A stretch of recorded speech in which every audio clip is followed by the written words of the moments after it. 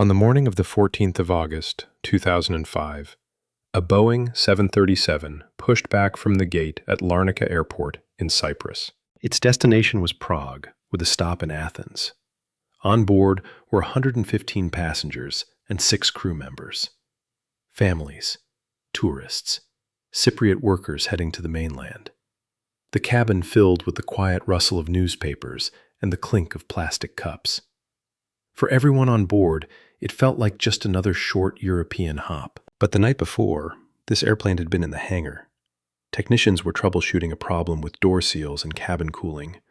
To run those tests, they had to move a critical switch, the pressurization mode selector, from its normal position of auto into manual. According to the official accident report, that switch was never reset.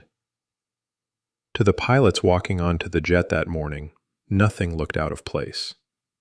The aircraft had a valid airworthiness certificate. The weather was good. This was just another flight on a busy schedule. The captain was a seasoned Cypriot pilot. His first officer was German. They ran their checklists, taxied out, and lifted off from Larnaca at 7 minutes past 9 in the morning, local time. As the 737 climbed through about 12,000 feet, a sharp horn sounded in the cockpit. On this model of Boeing, that exact same sound is used for 2 very different warnings. On the ground, it means a takeoff configuration problem, something like a flap or trim setting that isn't right for departure. In the air, it means something far more serious, a cabin altitude warning. According to investigators, the crew attempt to have heard that horn and thought it was the familiar takeoff configuration alert, the kind of thing you sort out before you even leave the runway. In reality, the airplane had a much more urgent problem.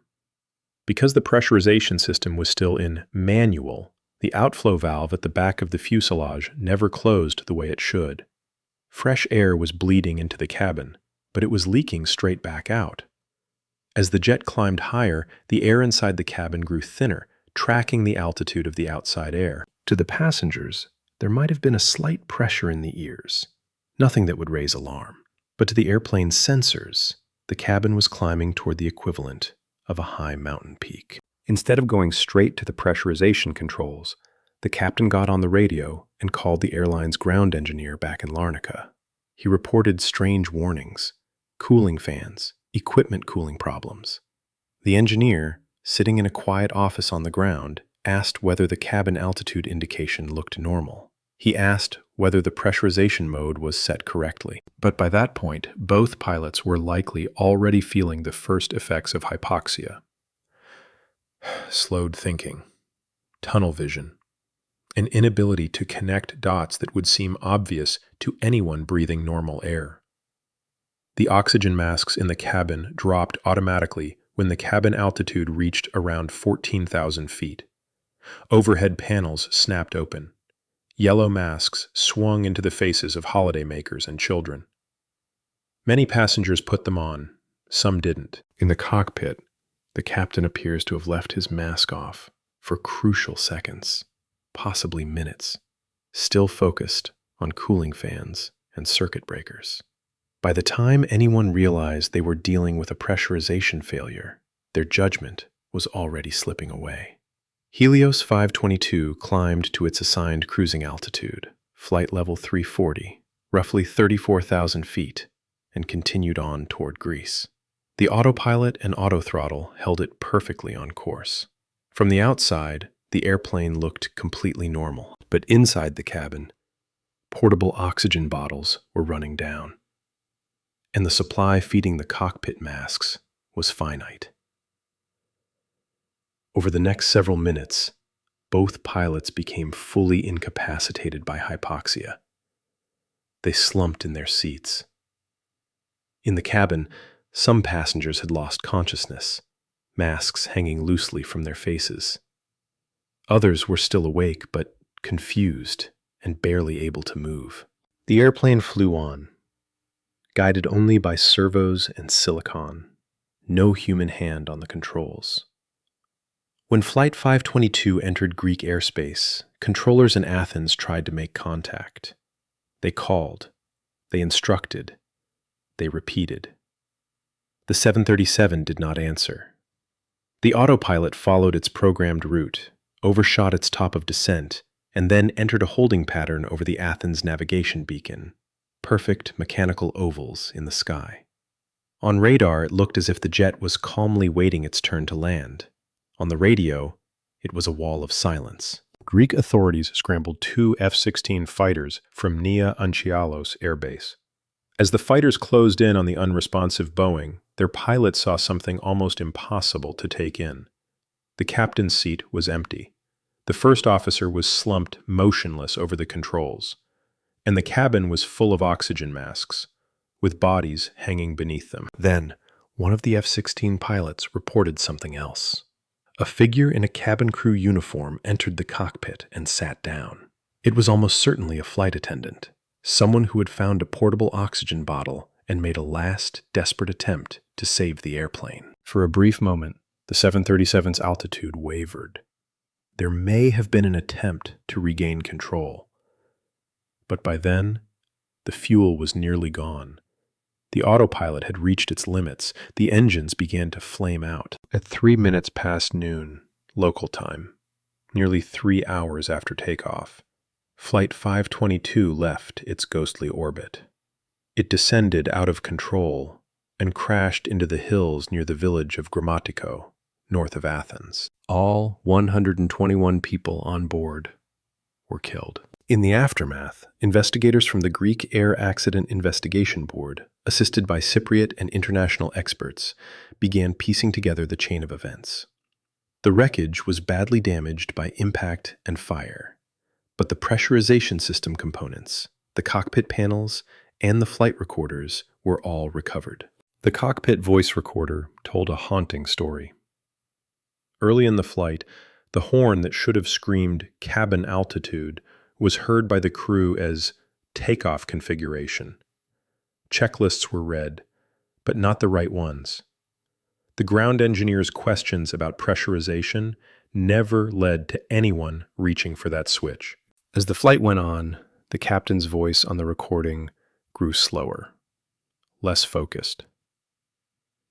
And then it vanished altogether. Investigators confirmed that the pressurization mode selector was found in manual after the crash.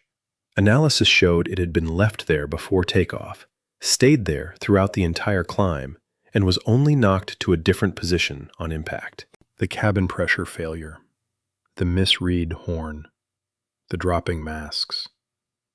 All of it traced back to one small, easily overlooked switch, left in the wrong position after a maintenance test. But the final report didn't stop at the cockpit door. It identified what it called a chain of human and organizational failures. Inadequate training on recognizing hypoxia. A confusing warning system that used one horn for 2 completely different dangers. Checklists that didn't force pilots to verify the pressurization mode after maintenance work. And a safety culture at Helios Airways that had already seen previous pressurization incidents go unresolved. This wasn't just the story of one crew making one mistake. It was a system that had been quietly setting them up to fail. Helios 522 became a case study in what happens when small design decisions run headlong into the limits of human attention. The use of a single identical horn for both takeoff configuration and cabin altitude warning had been known in the industry for years. But this accident forced regulators and manufacturers to confront just how easily a pilot under stress could misread it. In the wake of the crash, aviation authorities reviewed and modified cockpit warning philosophies, pushing for clearer, unambiguous differentiation between types of alerts. Hypoxia training also came under the microscope. The investigation found that many airline pilots had never personally experienced the creeping, deceptive effects of low oxygen, not in any realistic setting. Since Helios 522, more carriers and training organizations have used altitude chambers and advanced simulators to let pilots feel, in controlled conditions, what it's actually like to lose cognitive sharpness at altitude, to recognize it before it's too late. Procedures around maintenance-induced configuration changes were tightened. Airlines and regulators made it clear. All critical switches, including the pressurization mode selector, must be returned to their normal positions after any testing. And flight crews must explicitly verify them during pre-flight, especially after any troubleshooting work. In the years since, thousands of flights have quietly benefited from those lessons. Extra verification steps on the ground, pilots catching a cabin altitude warning in time and beginning an emergency descent before anyone in the back has more than a brief scare. Most of those moments never make headlines, and that's exactly the point. Helios 522 is often remembered as the ghost plane, a jet that flew itself until fuel and gravity finished what hypoxia had started. But beneath the eerie image, the empty cockpit, the unconscious passengers, the fighter jets flying alongside in silence, is a far more uncomfortable truth. This was not a supernatural accident. It was a human system pushed just slightly outside the boundaries it was designed for. One switch left in the wrong position. One warning horn that could mean two very different things. One crew, already tired, trying to solve the wrong problem, while the real one quietly strangled their ability to think. Each link in that chain by itself seemed small. Together, they turned a routine Sunday morning flight into a silent orbit over Athens. And finally, a scar on the hills near Grammatiko. Today, every time a pilot runs their pressurization checks, every time a crew drills an emergency descent, and every time a training program forces someone to feel hypoxia in a simulator instead of at 34,000 feet, they are, in a quiet way, flying with the memory of Helios 522. The airplane that flew itself for nearly 2 hours didn't just leave wreckage behind. It left a trail of changes, written into procedures and design, meant to keep future flights full of living, breathing passengers. Passengers who never have to become ghosts.